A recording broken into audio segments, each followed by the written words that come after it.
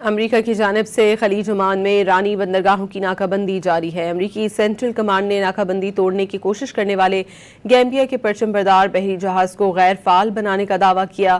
Saint کام کے مطابق M وی لیان star نامی جہاز امریکی ناکہ بندی کی خلاف ورزی کر رہا تھا، جس کو 20 سے زائد بار وارننگ دی گئی۔ امریکی بحریہ کے احکامات نظر انداز کرنے پر اس جہاز کو میزائل داغ کر ناکارہ بنا دیا گیا۔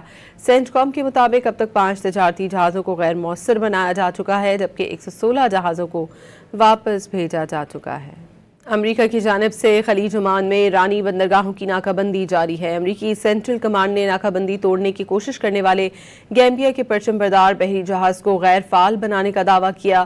سینٹ کام کے مطابق ایم وی لیان سٹار نامی جہاز امریکی ناکہ بندی کی خلاف ورزی کر رہا تھا، جس کو 20 سے زائد بار وارننگ دی گئی۔